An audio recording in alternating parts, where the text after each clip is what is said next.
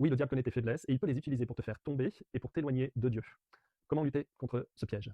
Eh bien, première chose, connais-toi toi-même. Voilà. Connais tes faiblesses, voilà, pour que tu puisses les repérer et voir que si tu t'en approches, tu t'éloignes. La prudence, voilà, face à tes faiblesses, eh bien, sois prudent. Deuxième élément, confie tes faiblesses au Seigneur. Et à ce moment-là, il va se passer quelque chose d'extraordinaire, parce que le Seigneur va se servir de tes faiblesses pour déployer sa force à l'intérieur de tes faiblesses. Voilà, tu confies ta faiblesse au Seigneur, et la force de Dieu va venir habiter ta faiblesse et va en faire un instrument pour lutter contre ton péché. Et tu vas devenir fort dans le Seigneur grâce à tes faiblesses. C'est extraordinaire. C'est le mystère de la croix qui se déploie en toi. Alors surtout, n'aie pas peur de tes faiblesses. Confie-les au Seigneur.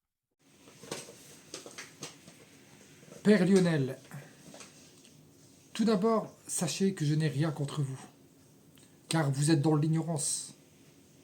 Vous enseignez ce que le Vatican vous a appris. Donc c'est plutôt à cette organisation que j'envoie ce message. Il est écrit dans 2 Timothée 3, verset 16, « Toute écriture est inspirée de Dieu et utile pour enseigner, réfuter, redresser et apprendre à mener une vie conforme à ce qui est écrit. Ainsi, l'homme de Dieu se trouve parfaitement préparé et équipé pour accomplir toutes bonnes œuvres. » La Bible ne se comprend que par révélation. Mais pour avoir la révélation, il faut être dans l'obéissance, nous déclare la Bible.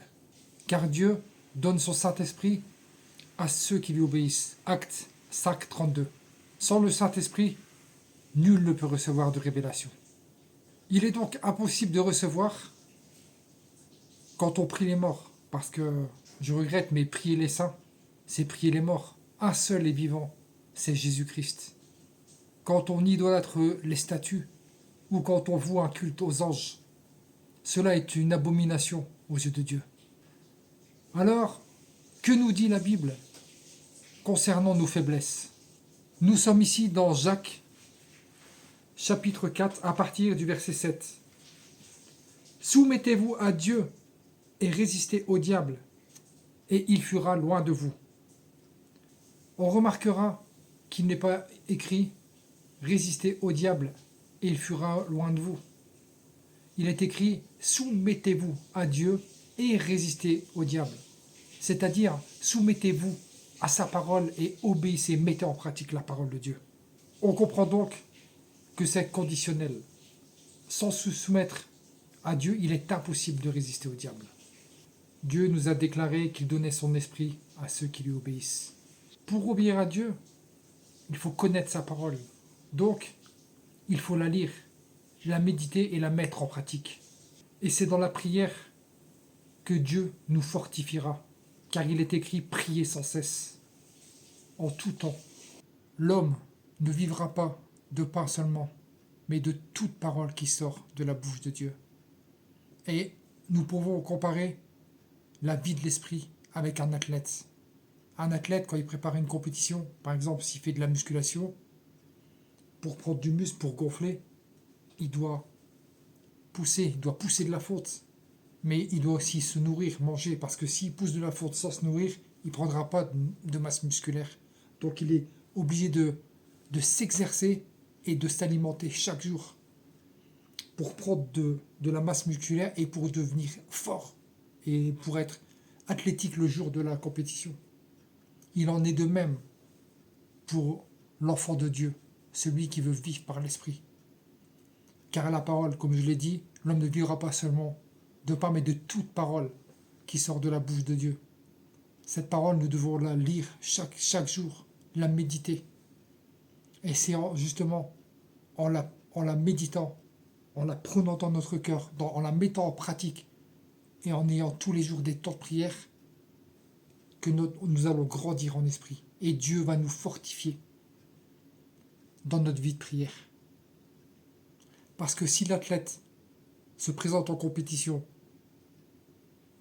sans s'être entraîné convenablement et sans avoir une alimentation équilibrée et adéquate, il va arriver le jour de la compétition, il n'y aura pas de force. C'est la même chose pour nous, enfants de Dieu. Afin d'être un homme fait, accompli dans la parole et de pouvoir tenir ferme face aux attaques du diable et même lorsque nous sommes attaqués, quand quelqu'un vient nous poser des questions, afin qu'on puisse répondre conformément à la parole, conformément à ce qui est écrit. Et aussi pour ne pas se faire tromper par des vains discoureurs, des faux prophètes, des faux hommes de Dieu. Le Maître lui-même, Jésus-Christ, lorsqu'il a été tenté par le diable dans le désert, il a répondu par l'épée de la parole. Il a répondu au diable, il est écrit, il est écrit, il est écrit. Et nous devons être à l'image du Maître.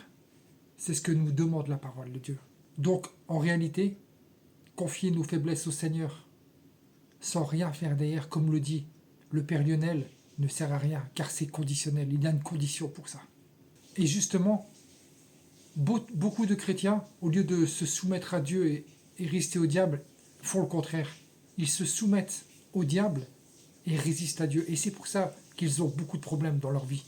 Pourtant, ils disent aimer Dieu, et je n'ai aucun doute sur leur sincérité de l'amour qu'ils ont pour Dieu. Mais Dieu n'est pas dans l'émotion. Voilà en quoi consiste l'amour de Dieu. Jean 14, 23.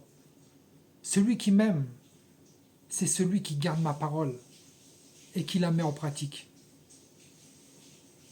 Mon Père et moi, nous viendrons chez lui et nous ferons notre demeure. C'est-à-dire, mon Père et moi, nous viendrons chez lui et nous ferons notre demeure.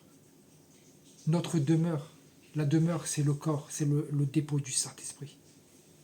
Donc, sans se soumettre à la parole, il est impossible de résister au diable.